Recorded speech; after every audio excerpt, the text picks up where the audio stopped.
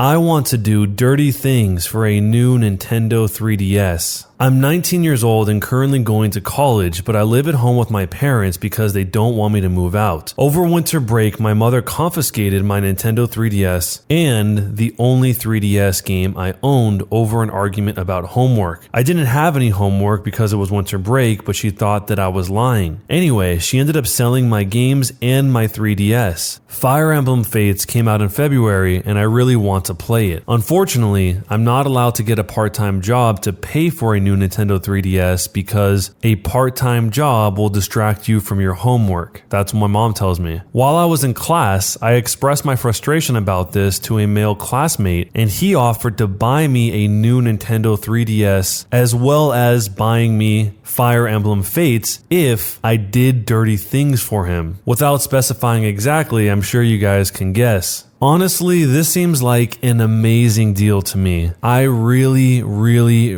like Fire Emblem. However, I have a wonderful boyfriend who I love very much. I can't cheat on him just for a game, but at the same time, I really want a new Nintendo 3DS. I feel guilty that I would consider ruining our relationship over a game. I wish I had a better way of obtaining the game, but I really want to play Fire Emblem Fates. I just need to get this off my chest because I didn't tell my boyfriend about what happened yet, and secretly, I think this is a great deal. Should I do it? This is horrible. Do not do this. It doesn't sound like she even wants to do this for any reason other than just getting this game. And she's going to break the heart of her boyfriend, who she seems like she cares a lot about. It seems more likely than not that she's going to deeply regret this. And who's to say if this guy will even get her the game? I mean, regardless if he does or not, still don't do it. But even if you do this, what reason does he have to just say, okay, thanks, bye? I mean, what are you going to do? You're going to call the police and tell them about this arrangement? He's probably counting on you that you won't do that. I mean, there's a chance if she really wants this that bad, she can talk to her boyfriend and maybe together they can come up with some sort of plan in order to save and be able to get Fire Emblem Fates, because I'm assuming the boyfriend is probably interested in this game as well if they have common interests, and maybe they can have an actual plan to get a 3DS in this game.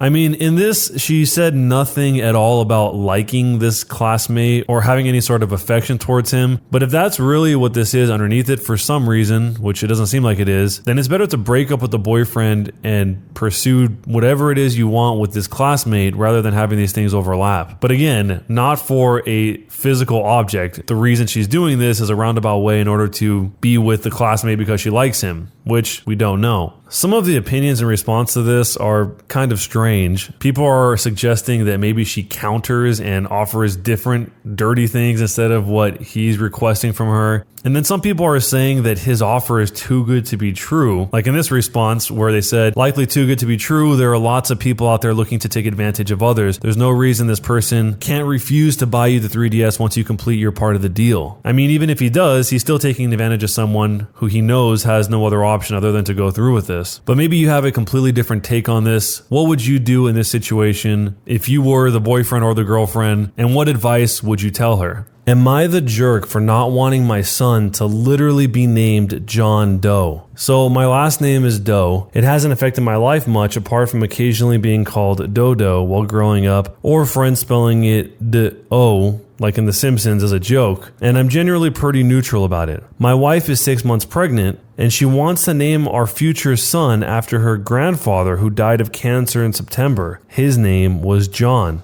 I liked her grandfather, and I know he and my wife were very close, but I won't even consider it, not even for our son's middle name. I feel that's just setting up to a world of problems, especially when he grows up and has to apply for jobs. Nobody's gonna believe John Doe is his real name. My wife thinks I'm being a jerk for vetoing a name with a strong family connection and says I'm exaggerating the issues he would face. Am I the jerk? The wife says that this name has a strong family connection and it's the name John. There's probably some other name that they can use that isn't just John that also has a family connection. Maybe the grandfather has a middle name. Maybe there's something else they can do, but I totally understand why he wouldn't want the son to be named John Doe. If he ends up going with the name John Doe, it's going to definitely draw a lot of attention, and people are probably not going to believe that's his real name. He's going to have to explain this probably for the majority of his life and say, no, my name is actually John Doe. I think the mother might not understand how long this is going to follow him around. I mean, it's going to be for the rest of his life, but people are probably always going to be doubting him even when he's 60 years old if he says, hey, I'm John Doe, or writes it down on an application somewhere. Someone also pointed out that on top of all of that,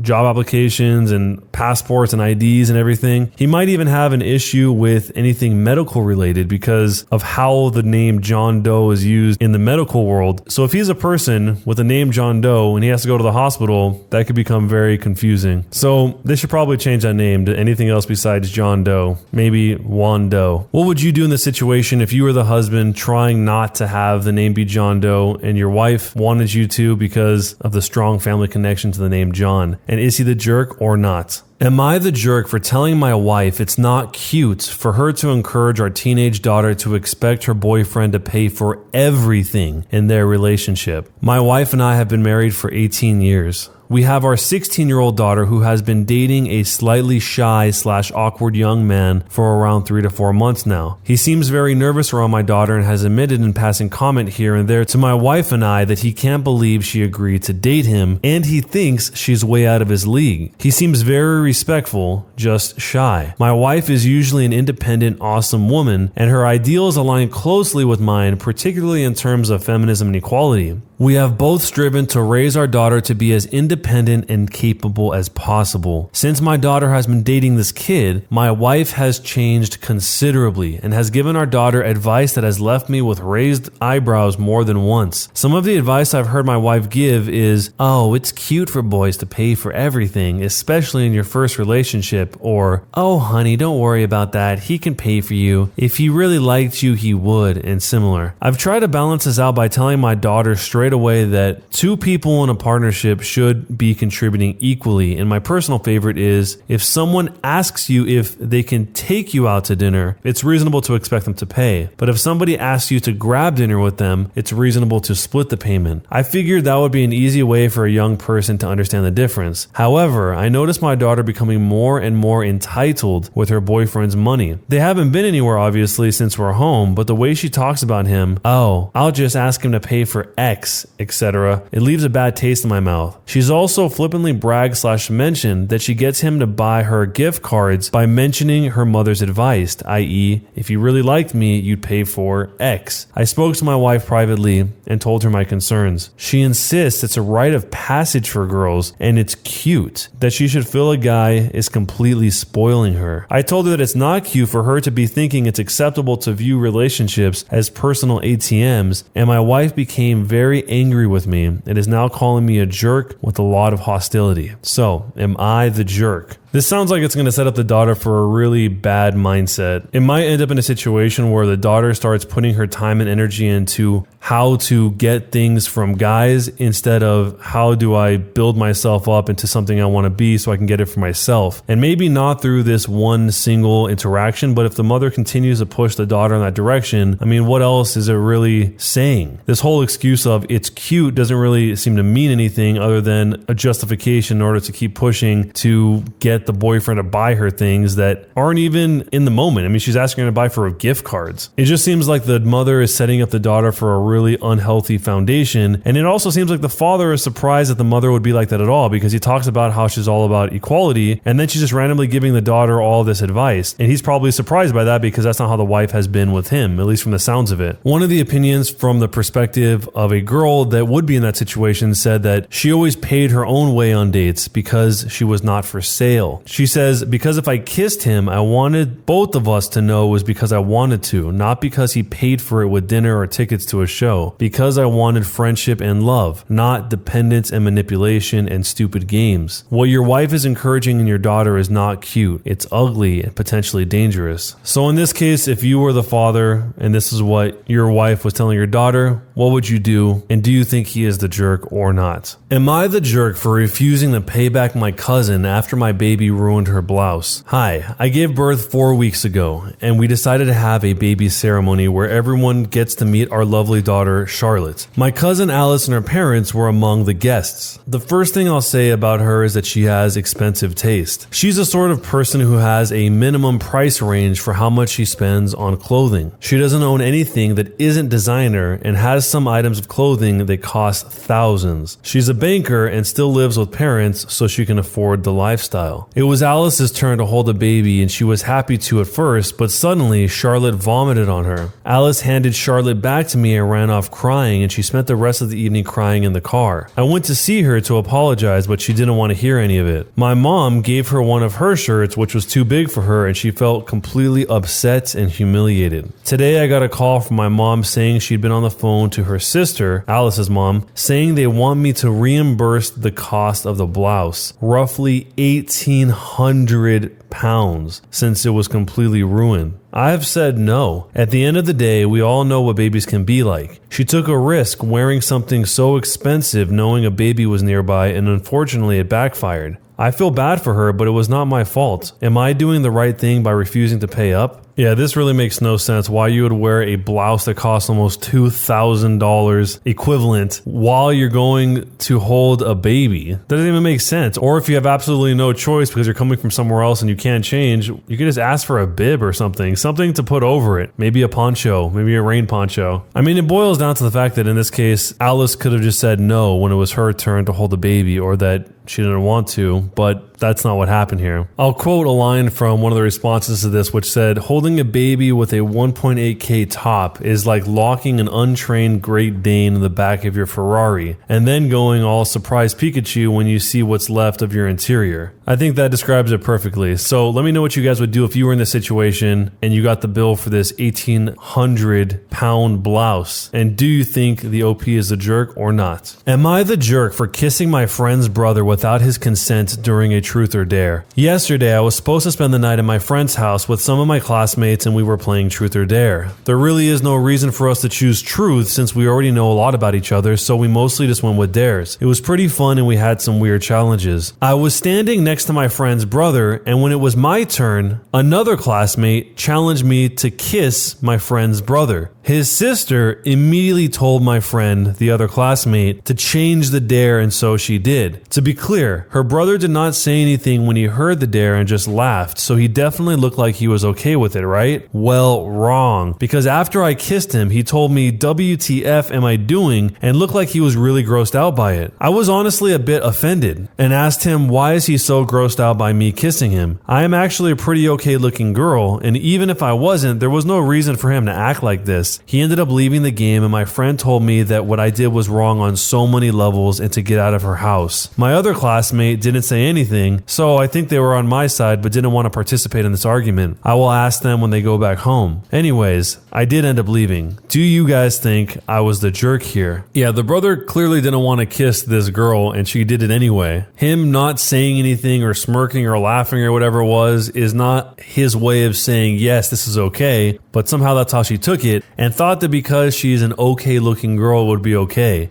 That has literally nothing to do with it. It doesn't matter what you look like. If he's not okay with it, he's not okay with it, no matter how pretty you think you are yourself. Maybe the sister, her friend, told the friend who made the challenge to change the challenge because she knew that the brother didn't want to do that, or that she knew how the brother felt about the situation. But even if she didn't, even if it was just the brother and the OP alone, that still wouldn't be right. So maybe you guys have some other take on this, on whether or not she is the jerk or not. But let me know what you would do in this situation if it was you. Am I the jerk for admitting that I regret having children?